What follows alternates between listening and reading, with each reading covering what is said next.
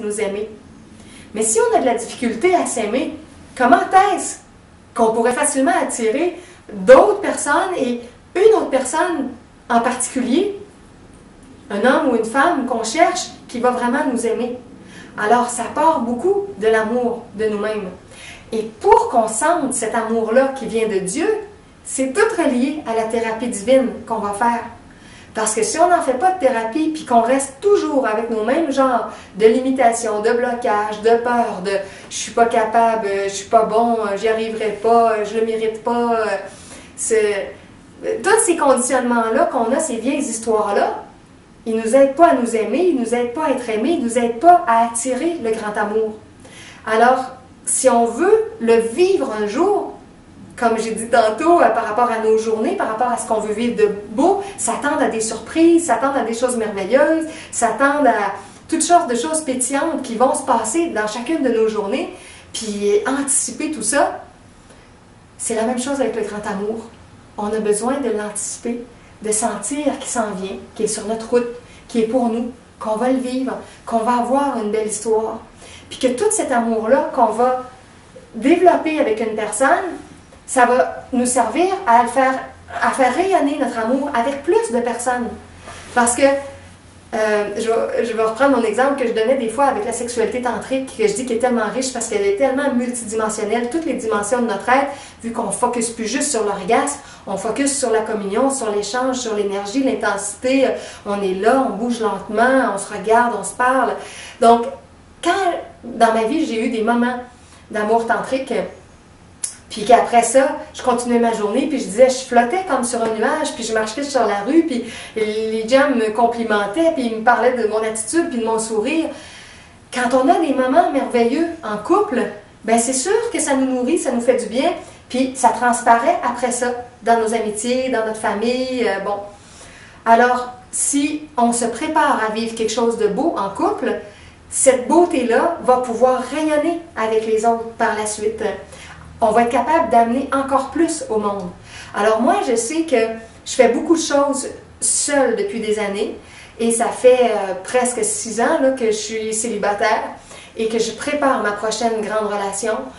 Et bon, je souhaite que ça soit avec le Yeshua de mon cœur, tel que je vous en parle depuis si longtemps. On verra bien qu'est-ce qui va vraiment se passer dans les temps à venir. Et je sais que quand je vais avoir mon amoureux, mon grand amour près de moi, ma force va être multipliée. Nos forces d'amour vont se dynamiser. On dit toujours que quand 2 personnes se réunissent, ça ne fait pas juste 2 personnes, ça fait un grand flambeau, beaucoup plus grand que juste les 2 flammes.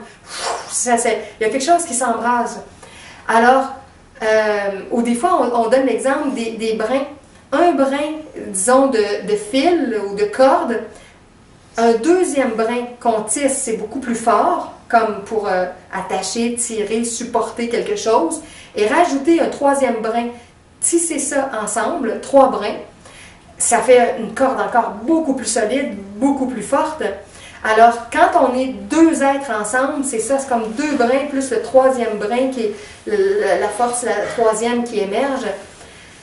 Alors, les couples spirituels qui vont se former au cours des années à venir, ils vont être des flambeaux dans l'humanité. Et ces couples-là vont découvrir une intensité d'amour qui va pouvoir se partager de plus en plus. Et le côté inconditionnel qu'on développe aussi, moi je le vois aussi dans mes courriels que j'envoie sans réponse à Yeshua, c'est beaucoup dans l'inconditionnel. Je ne sais pas quand ça va rebondir, mais j'envoie le meilleur de moi-même. Puis de toute manière, c'est une bonne énergie qui est envoyée dans le champ, on pourrait dire mental, astral de la Terre. Et c'est ça, dans nos relations, dans nos amitiés, dans nos débuts de couple, il y a beaucoup de choses qu'on fait comme ça, dans l'inconditionnel, sans savoir exactement comment ça va rebondir. Et on se pratique à faire ça dans nos relations interpersonnelles. Un élément que Yeshua a dit aussi par rapport au grand amour, c'est que dans l'histoire de l'humanité, il n'existe pas encore sur notre Terre de couples comme de flammes jumelles qui vivent sur le plan physique un grand amour, tout en vivant un cheminement spirituel très, très, très intense pour atteindre des degrés d'union avec Dieu, ou en anglais de That What Man with God. Les deux, d'avoir la chimie très, très belle des flammes jumelles et le parcours spirituel très, très, très intense pour entrer comme intégrer au niveau humain les hautes vibrations du 7e plan, 8e, 10e, 15e, 20e plan de lumière, de descendre cette intelligence-là, cet amour-là sur le plan physique de la Terre, ça n'existe pas. Il n'y a pas d'exemple encore de couple cosmique comme ça qui ont été si proches, si amoureux, si unis pour s'entraider sur le chemin spirituel et d'arriver à toutes faire les intégrations ensemble. Ce qu'on a beaucoup plus connu dans les siècles passés, c'était des chemins de célibat. Et c'est pour ça qu'on a encore beaucoup, beaucoup de modèles de célibat chez les religieuses, chez les prêtres, chez les moines. Des gens qui ne trouvaient pas leur compagnon ou leur compagne, âme sœur, flamme jumelle, et qui cheminaient beaucoup plus seuls. Et ça fait toute une partie du parcours, mais Yeshua expliquait que, je ne me souviens pas c'est quelle dimension, je pense que c'est la 21e. Je pense qu'il dit que dans tous les plans vibratoires dont il se souvient encore clairement, qu'il y a un blocage au niveau de la 21e dimension quand tu ne peux pas fusionner avec ta flamme jumelle. Parce que la racine de notre être est une, puis à un moment donné, il faut refaire cette unité-là, puis c'est à un certain niveau très haut. Et donc, on peut vivre plein de belles choses dans le célibat, et on peut vivre plein de cheminements spirituels dans le célibat, mais il y a un moment donné où il y a une espèce de plafond énergétique, parce qu'il y a une partie de nous, notre moitié, qui est quelque part, et cette moitié-là, si on ne la retrouve pas, si on ne fait pas la fusion avec elle, il y a un degré d'intensité qui ne pourra pas être réunifié avec nous, puis qui va empêcher un certain niveau. Et ben ça a le bon et le mauvais côté. C'est comme... c'est intéressant de savoir qu'avec notre flamme jumelle, on va pouvoir toucher quelque chose de très intense, de très haut, mais de l'autre côté, tant qu'on ne vit pas cette relation-là avec cette personne-là, ben on sait qu'on n'a pas du tout accès, mais tout ce qu'on vit nous prépare. Parce que, tantôt quand je parlais de la thérapie divine, ce que je voulais dire aussi quand je parlais de l'amour de nous et des autres, c'est que si on veut vivre un grand amour avec quelqu'un, ben, on ne peut pas se concevoir comme un poids énergétique pour cette personne-là. On se conçoit comme quelqu'un d'intéressant, quelqu'un de stimulant, quelqu'un d'une belle énergie qui va supporter, accompagner, nourrir, bon, de toute façon, de toutes sortes de façons dans nos différentes dimensions. Mais on a tous des faiblesses, on a tous des blessures, on a tous des points faibles. Il n'y a personne qui est parfait. Donc, dites-vous pas, je suis pas parfait, je suis pas parfaite, je peux pas rencontrer la personne. C'est pas ça que je veux dire. Mais je veux juste dire que la relation, elle va être d'autant plus belle qu'on va avoir cheminé pour s'être transformé puis être plus dans notre essence divine. Alors, tout notre temps de célibat, c'est un temps qui est extrêmement précieux pour se préparer puis devenir de plus en plus conscient des ondes qu'on a transformées, puis de s'imaginer notre conjoint ou notre conjointe, quand il va être avec nous, quand cette personne-là, quand cet être-là va nous parler, va nous aimer, va nous assister, va essayer de nous aider, c'est quoi les ondes qui vont être plus problématiques? Où on va avoir de la misère ensemble? Alors, on a toute une idée de nos points faibles. Bien, ces points faibles-là, idéalement, c'est de commencer à les améliorer déjà pour pas que ça soit trop lourd avec la personne qu'on va rencontrer. Et vice-versa, vous pouvez imaginer que la personne que vous attendez, quand vous allez la rencontrer, vous souhaitez aussi qu'elle va avoir fait un bon bout de chemin pour qu'elle aussi, cette personne-là, elle ne soit pas trop désagréable, trop lourde, trop trop négative, trop apeurée par toutes sortes de choses, qu'elle se soit dégagée un peu de son fardeau, de ses blessures. Alors, ce que notre flamme jumelle fait, ce que nous on fait, chacun de notre côté, on se prépare, puis plus on libère les peurs, plus on se prépare pour se rencontrer. Et vivre quelque chose qui va être très beau un jour, puis même si ce n'est pas notre flamme jumelle, c'est une belle relation de couple, ou si c'est une âme sœur, c'est bon, quelqu'un avec qui on a une histoire forte, toutes ces relations-là sont précieuses aussi. il nous prépare, puis d'une à l'autre, chaque relation est toujours plus belle. Donc, on n'a pas à dénigrer non plus le chemin qu'on est en train de faire qui nous prépare de notre rencontre avec notre flamme jumelle. Il me venait une idée, il y a un instant, attendez un petit peu, qu'est-ce que je voulais dire, puis là je l'ai perdu. Ça va revenir. Voyons, je voulais vraiment dire quelque chose que...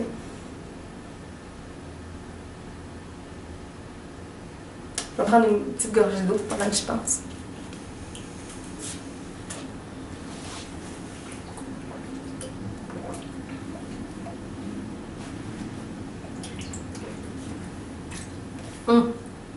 Je viens de retrouver.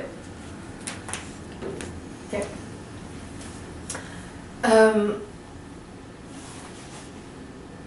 Deux exercices que je suggère aussi pour se préparer à rencontrer la personne, et moi je l'ai fait beaucoup dans le passé, en préparation je dis Yeshua, mais du grand amour qui sera dans ma vie un jour.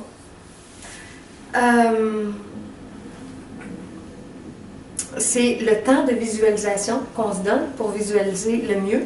Mais ça, j'en ai déjà parlé. Là, je vais l'adapter. Les deux, un, c'est la visualisation créatrice. On se visualise dans plein de contextes avec la personne avec qui on va vivre des belles choses. Mais vous pouvez l'écrire. Tantôt, j'ai parlé du journal personnel. Quand j'étais au marché aux puces cette semaine, à travers tout ce que j'ai écrit, il y a un bout de temps que j'ai écrit. Puis j'ai écrit ce qui s'en vient, selon moi, quand Yeshua va être à Montréal, quand on va aller dans les quartiers anglophones de Montréal, parce que lui est plus anglophone, puis j'écrivais, puis je disais, je vais être comme une touriste dans ma propre ville, vu que moi, toutes mes connaissances sont francophones. Quand je vais aller plus dans le secteur anglophone de Montréal, ça va être comme si j'étais touriste dans ma propre ville, comme lui qui vient d'Australie va être touriste à Montréal. Alors, je me voyais avec lui dans le quartier anglophone. Je me voyais dans des restos végétariens de Montréal. Il y a un petit réseau de restos végétariens. Bon, mais comme on est tous les deux végétariens, à tendance végétalienne, lui est vegan, végétalien vraiment. Donc, je sais que quand on va aller discuter, luncher au resto, seul ou avec quelques amis, ça va être dans certains des restos végés de Montréal. Alors, je m'imaginais comme ça. Je m'imaginais dans certains des grands parcs de Montréal. Moi, j'adore ça aussi, discuter de spiritualité, mais marcher en même temps. Alors, on va marcher dans le parc La Fontaine, on va aller marcher au parc Langrignon, on va aller marcher au parc du Mont-Royal. Alors, je me vois déjà marcher avec Yeshua, main dans la main, bras dessus, bras dessous, parler, converser, ébaucher des projets, tout ça, marcher dans les parcs comme ça. Alors, je l'écris. J'écrivais mes visions, j'écrivais comment je me voyais dans ma relation idéale avec lui. Je décrivais les moments de relaxation énergisante, de massage, de tendresse tantrique qu'on va avoir ensemble. Je décrivais des moments qu'on va avoir avec ma fille, puis qu'éventuellement on va avoir avec ses garçons. Bon, que ce soit au niveau amical ou que ce soit au niveau du couple, je ne sais pas vraiment comment ça va se passer. C'est tellement profond et complexe. À la limite, qu'on soit des grands amis spirituels, puis qu'on puisse s'entraider dans les projets, dans les enseignements, ça va déjà être une grande, grande joie pour moi.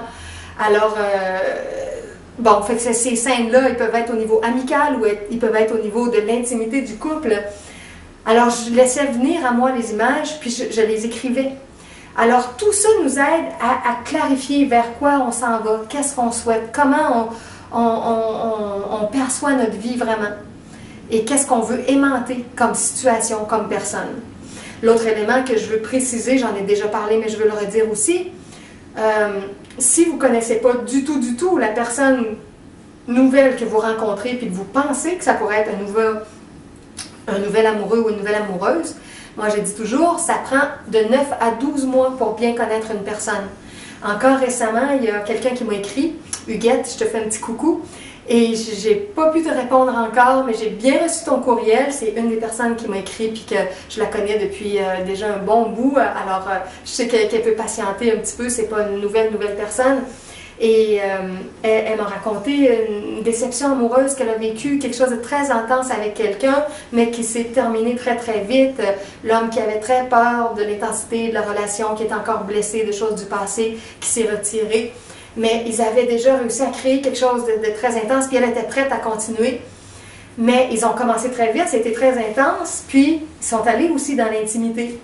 Mais quand tu fais ça, tu rouvres tout de suite la porte à quelque chose qui te lie très très fortement dans la sexualité et qui va te faire très très mal si le lien doit être rompu.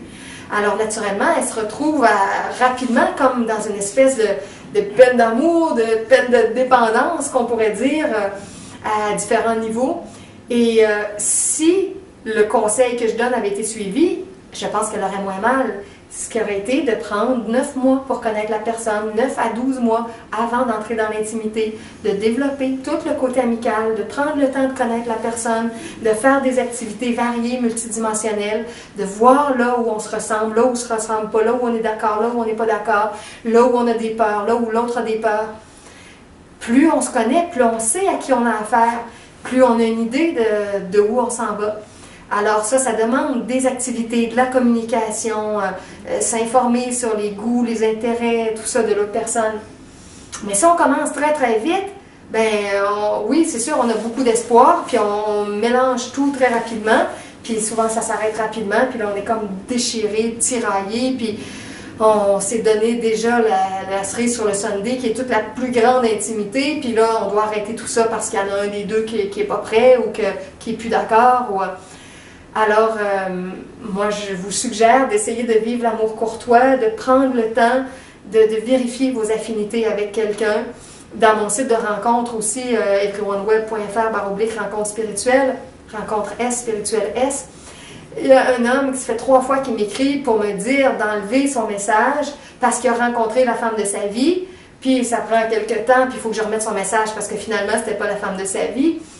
Alors là, on en est venu, puis j'ai dit, j'enlèverai pas ton message, je vais juste enlever ton adresse courriel, puis je vais marquer que tu es en train d'apprivoiser ta relation avec quelqu'un. Puis au début, il disait, non, non, non, enlève mon message, je l'ai rencontré, je veux plus rencontrer personne. Mais moi, je sais, j'en ai parlé à beaucoup de monde qui ont vécu des choses comme ça. Et naturellement, ça prend 1 semaine, 2 semaines, 3 semaines, puis il me réécrit, puis là, il réalise que non, non, c'était pas la femme de sa vie.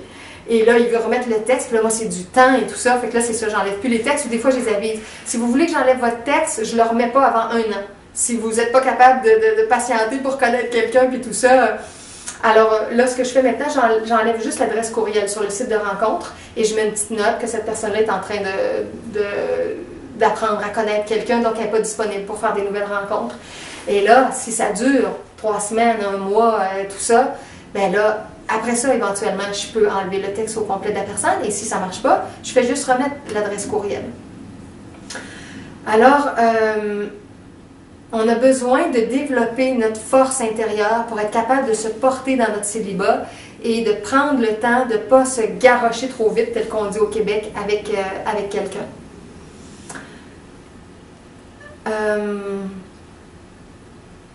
Bon, alors les 3 thèmes sont tous interreliés. Se préparer pour vivre un grand amour, faire de la thérapie divine et développer notre lien avec Dieu.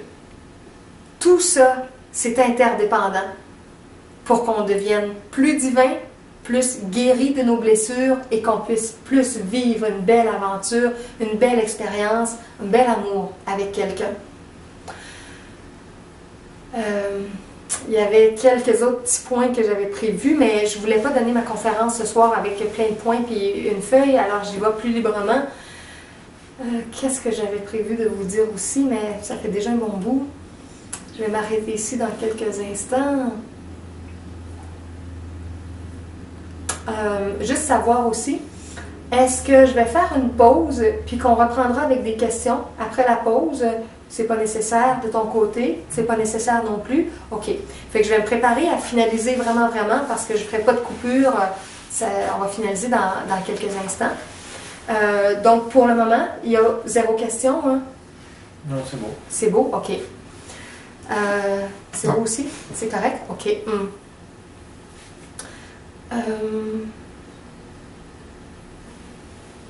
Bon, OK.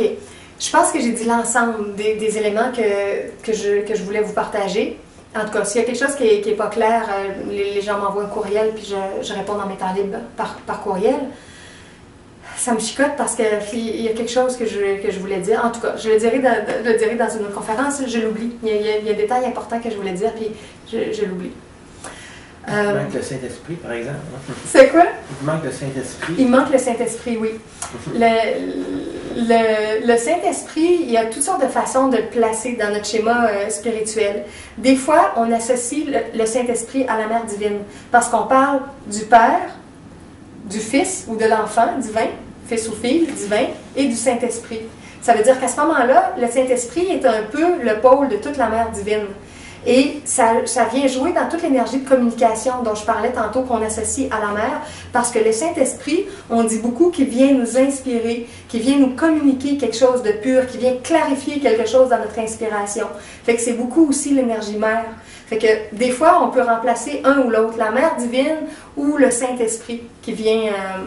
mais bon, des fois, il y a certains dogmes aussi dans les compréhensions. Là, je ne veux pas blesser personne dans la façon que vous avez de le comprendre. D'autres fois aussi, on va l'associer comme un peu comme au Christ, à la présence christique. Parce que le Saint-Esprit, l'Esprit qui est vraiment saint, qui est vraiment pur, c'est une partie très très pure au niveau spirituel. Alors, on va faire aussi une fusion avec l'énergie christique et le Saint-Esprit. Le Saint-Esprit, à certains niveaux, il y en a qui vont parler, c'est le mental, le haut mental, le mental supramental, le mental cosmique, le mental qui capte des vibrations très très très intelligentes. Bon, des fois on parle du Saint-Esprit de cette façon-là. À un moment donné, ça devient difficile de distinguer. On sait que c'est des inspirations puissantes qui viennent rectifier, qui viennent clarifier certaines choses. Un petit détail que je pourrais dire aussi au niveau des relations, comme les relations de couple. Yeshua disait dans une de ses vidéos qu'un couple qui est vraiment spirituel, c'est un couple aussi qui va être capable de se confronter puis de se dire les vraies choses et de ne pas juste vouloir nourrir nos dépendances. Quand les couples ne sont pas vraiment en chemin spirituel, ils essaient d'acheter la paix facilement. Et cette paix-là demande une espèce de silence forcé, de ne pas dire, de ne pas confronter, de ne pas relever rien de l'autre, de soi, de ne pas parler de nos difficultés pour être aidé. Alors, si on veut vraiment vivre un chemin intense qui nous transforme, puis qui fait que Yeshua disait, il y a des gens que j'ai rencontrés il y a 10 ans, je les rencontre 10 ans plus tard, puis il n'y a pas beaucoup de choses qui ont changé. C'est le même genre de routine, puis le même genre de pattern, puis les mêmes genres de problèmes, les mêmes genres de peurs, de limitations. Alors, c'est des gens qui prennent des connaissances en surface, mais qui ne les intègrent pas, puis qui n'ont pas des discussions intenses pour s'entraider vraiment, pour dire qu'est-ce que j'ai à comprendre, puis comment je peux transformer ça, puis as-tu des trucs, puis comment toi tu le vis, puis comment on peut s'entraider, puis se rappeler, puis si on voit qu'il y a quelque chose qu'on fait qui n'est pas dans la vérité, qui n'est pas dans le divin, comment qu'on peut se le dire l'un et l'autre, puis s'aider à retrouver ce qui est vrai, puis ce qui est divin. Bon, mais ça, c'est des couples spirituels qui font comme ça. C'est des couples qui sont toujours en autothérapie ensemble, puis pas faits pour se pointer, puis s'accuser, vraiment pour s'entraider, pour être dans une plus belle énergie, puis qu'on s'élève, puis qu'on allège les choses ensemble. Alors, ça fait partie des nouveaux couples du futur qui ne sont pas des couples de silence, de paix achetée, en tout cas, vous comprenez ce que je veux dire. Fait que ça veut dire aussi parfois des couples où il y a plus de turbulences. Et si je reviens à la notion de la flamme jumelle, il ne faut pas s'attendre à ce que justement ça va être toujours la grande paix parce que c'est notre flamme jumelle. Ça va être des personnalités fortes avec un gros bagage qui se rencontrent, qui veulent vivre quelque chose de beau et d'intense, mais que chacun va amener ses arguments, ses points de vue, ses conditionnements et ses blocages. Puis bon, il va y avoir des résistances à toutes sortes de niveaux. Et c'est normal. Fait qu'il ne faut pas non plus s'attendre que parce qu'on va vivre un grand amour et quelque chose d'intense, que ça va toujours être dans la paix et dans l'harmonie. Non, non. Il va y avoir beaucoup de remises en question à vivre aussi. Et ça va être très normal.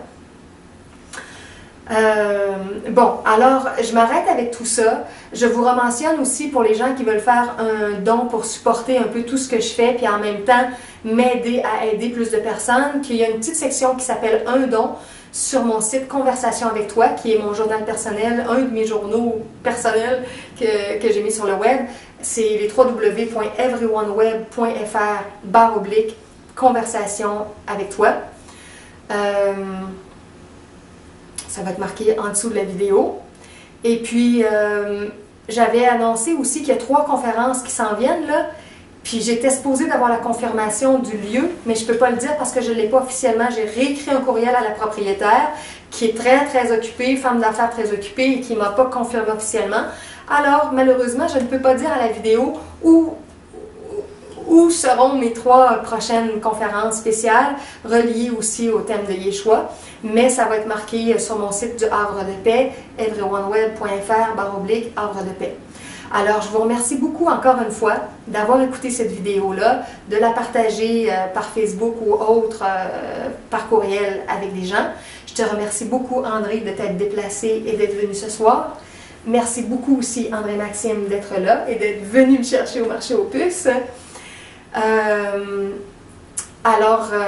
Je vous souhaite une belle, belle fin de journée. Je vous souhaite de rêver beau, rêver grand, rêver plein d'espoir, de parler de tout ça à Dieu qui est avec vous, qui est avec nous, qui nous écoute, qui nous assiste. Prenez du temps pour parler à votre plus grand ami ou votre plus grande amie, comme vous voulez, au masculin ou au féminin. Et on se retrouve fort possiblement dans une semaine. Bye bye!